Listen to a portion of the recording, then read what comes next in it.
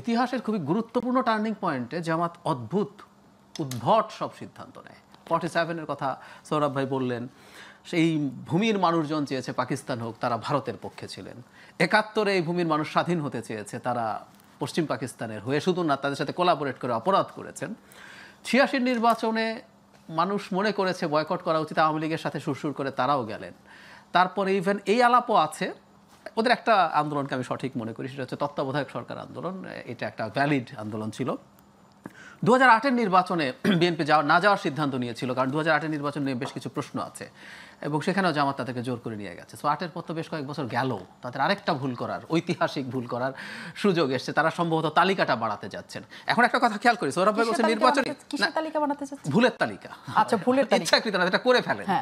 নির্বাচনী প্রচারণা হয়, জামাত কিন্তু একটা মারাত্মক ভুল করছে। খেয়াল করি, ও যেভাবে রেটরিকলি সিরিয়াসলি লোয়ার হাউসে প্রপোর্শনাল রিপ্রেজেন্টেশন নিয়ে মাঠে যাচ্ছেন, এটা যদি না হয়, আমাদের দেশের নির্বাচনে কিন্তু আপনি ডিফিটেড হয়ে যখন নির্বাচনে যান, সেটার কিন্তু একটা ভেরি ব্যাড ইম্প্যাক্ট পড়ে। এটা হবে না, আমি একদম ফুল স্টপ দিয়ে বলে দিচ্ছি, এটা হবে না। কিন্তু এটা নিয়ে অনেক বেশি কথা বলে ফেলেছেন, তো এখন আসলে আর ওনারা ফিরেও আসতে পারছেন না।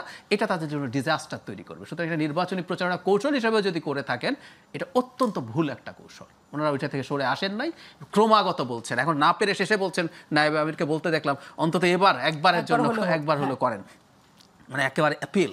সো এগুলো আসলে সঠিক বিষয় না। আর আমি ব্যক্তিগতভাবে মনে করি তারা চেষ্টা করছেন যতজনকে সাথে রাখা যায়। দিনের শেষে শুধু ইসলামিস্টরাও তার সাথে থাকবে বলে আমি মনে করি না। খেয়াল করবেন, 8টা দল প্রথম কথা ছিল, এর মধ্যে 3টা দল আছে যারা নন ইসলামিস্ট, এবি পার্টি, গণ অধিকার পরিষদ এবং এনসিপি। আর বাকি যে 5টা আছে, জামায়াতে ইসলামী আছে, তাদের সাথে থাকবে বলছে না, থাকবে না, বেরিয়ে গেছে। 8টার মধ্যে থেকে 3টা অলরেডি নেই। এবং এটা কিন্তু খুব ভাইটাল ছিল, কারণ হলো বাকি সবগুলো যদি একত্র হয়, তখন কিন্তু একটা ইসলামী মোর্চা তৈরি হচ্ছে। শুধু 3টা না, এখনো পর্যন্ত যে কর্মসূচি তারা গ্রহণ করেছে শুধু ইসলামী আন্দোলন ছাড়া আর বাকি কেউই নাই।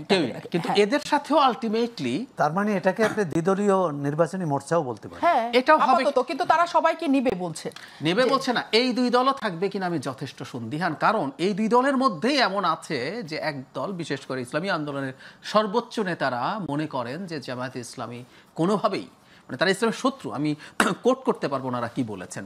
সো দিনের শেষে এগুলো কোনোটা হবে বলে আমার কাছে মনে হয় না।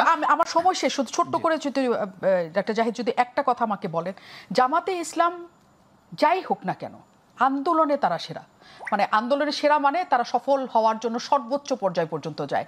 বিএনপির যত আন্দোলন আছে, সকল আন্দোলনে জামাতে ইসলামকে পাশে পেয়েছে বলে বিএনপি একটা অনেক বড় শক্তির জায়গায় সবসময়ের জন্য ছিল, সকল সময়ে।